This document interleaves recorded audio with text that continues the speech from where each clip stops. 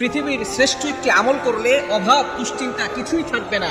আল্লাহ পাক রব্বুল আলামিন আপনার সকল অভাব দূর করে দিবেন, আপনার সকল টেনশন দূর করবেন। আল্লাহ তাআলা আপনার সকল ঋণ মুক্তির ব্যবস্থা করে দিবেন। আল্লাহ পাক রব্বুল আলামিন আপনাকে দুনিয়াতে ভালো রাখবেন, আখিরাতে আপনাকে ভালো রাখবেন। আপনার সকল গুনাহ খাতাগুলো আল্লাহ তাআলা ক্ষমা করে দিবেন এবং জাহান্নাম থেকে মুক্তি দিবেন, জান্নাতের ব্যবস্থা করে দিবেন। পৃথিবীর ভিতরে শ্রেষ্ঠ একটি আমল নবীজি সাল্লাল্লাহু আলাইহি ওয়াসাল্লাম জানিয়ে দিয়েছেন।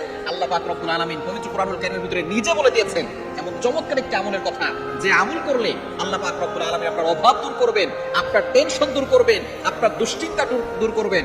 যারা ফ্রাস্ট্রেটেড পিপল রয়েছেন, সবসময় ডিপ্রেশনে থাকেন, তাদের জন্য এই শ্রেষ্ঠ একটি আমল আল্লাহ পাক রব্বুল আলামিন নিজে বলে দিয়েছেন। খুবই উত্তম একটি আমল। আল্লাহ পাক রব্বুল আলামিন 29 নম্বর পারার 11 নম্বর পৃষ্ঠার 8, 9, 10, 11 নম্বর লাইন সূরা নূহের 10, 11, 12 এই আয়াতগুলোতে আল্লাহ পাক রব্বুল আলামিন সুন্দর করে জানিয়ে দিয়েছেন। কি কি পুরস্কার দিবে সেগুলো আগে বলতেছি। আমলটা খুবই ছোট্ট। এই আমলের মাধ্যমে আল্লাহ তাআলা কি পুরস্কার দিবেন, আল্লাহ তাআলা কি বলেছেন একটু দেখেন।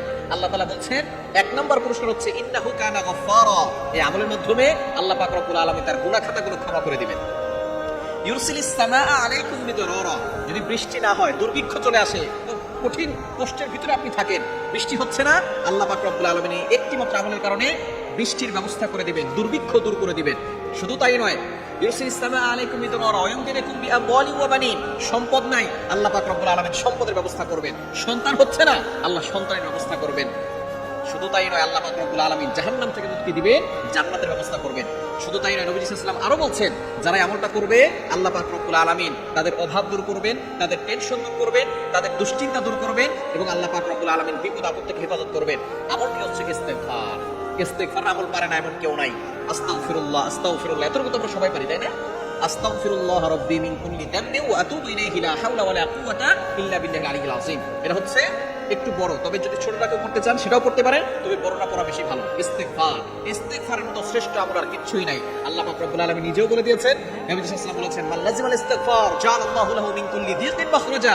যে ব্যক্তি ইস্তেগফারের সাথে আঠার মতো লেগে থাকে, সে আল্লাহ পাক রব্বুল আলামিন তাকে অভাব দুশ্চিন্তা দূর করে দিবেন এবং তার জন্য রাস্তা বের করে দিবেন, রিজিকের ব্যবস্থা করবেন। সুতরাং পৃথিবীর শ্রেষ্ঠ এই আমলটি কখনো ছাড়বেন না। আল্লাহ পাক রব্বুল আলামিন আপনার জন্য সবচেয়ে সহজ করে দিবেন, জাহান্নাম থেকে মুক্তি দিয়ে জান্নাতের ব্যবস্থা করবেন, দুনিয়াতে সম্পদ দিবেন। সুতরাং সব সময় আপনি ইস্তেগফার আমল করবেন, আস্তাগফিরুল্লাহ, আস্তাগফিরুল্লাহ, আস্তাগফিরুল্লাহ। দেখবেন আল্লাহ তাআলা আপনার সকল সমস্যা দূর করে দিবেন।